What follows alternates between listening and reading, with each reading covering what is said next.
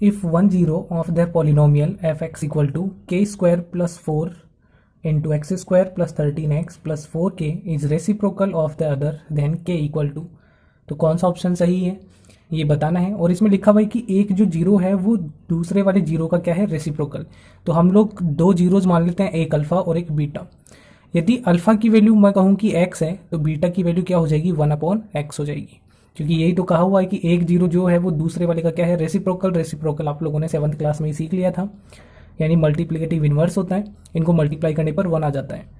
या आप लोग अल्फा है तो इसको बीटा की वैल्यू 1/अल्फा भी मान सकते हैं, या बीटा है तो दूसरे अल्फा की वैल्यू 1/बीटा मान सकते हैं, आप लोगों की मर्जी है। तो सबसे आसान तो यही है कि अल्फा x मान ले तो बीटा की वैल्यू 1/x, इसका रेसिप्रोकल मान लिया। अब बात आती है कि आगे इसको सॉल्व कैसे करें। तो हमें पता है कि जीरोज का जो प्रोडक्ट है वो क्या होता है, तो alpha dot beta, alpha dot beta क्या था, c/a था, रिलेशन के अंदर पड़ा था। तो यहाँ पर c की वैल्यू क्या है, कांस्टेंट टर्म x स्क्वायर का कोफिशिएंट ये रहा a है, x का कोफिशिएंट ये b है, और ये जो लास्ट टर्म है वो c है, तो c की वैल्यू 4k है। a की वैल्यू x स्क्वायर का कोफिशिएंट k स्क्वायर प्लस 4 है, तो इनकी वैल्यू हमने यहाँ पर पुट कर दी। साथ ही साथ अल्फा बीटा की वैल्यू भी हम लोग पुट कर देते हैं, अल्फा की वैल्यू x है और बीटा की वैल्यू 1/x है। तो इस तरीके से इक्वल में 4k/k स्क्वायर प्लस 4 आ गया। तो यहाँ पर तो x से x कट हो गया, इसीलिए हमने अल्फा डॉट बीटा लिया है, अल्फा प्लस बीटा नहीं लिया। तो इस तरीके से यहाँ पर 1 आ गया।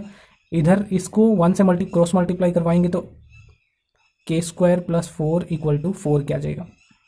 तो इस तरीके से हम लोग देख सकते हैं कि ये एक क्वाड्रेटिक इक्वेशन बन जाएगी। 4k को इस तरफ ट्रांसपोज कर लेंगे तो k स्क्वायर, ये 4k इधर आएगा तो -4k और प्लस में 4 इक्वल टू 0।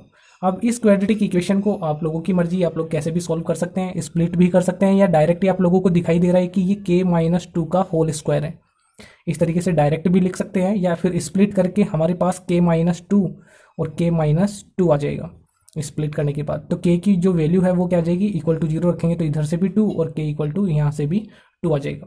तो इस तरीके से जो करेक्ट ऑप्शन है वो है A2, इसका सही आंसर होगा। तो उम्मीद आप लोगों को ये समझ में आ गया होगा।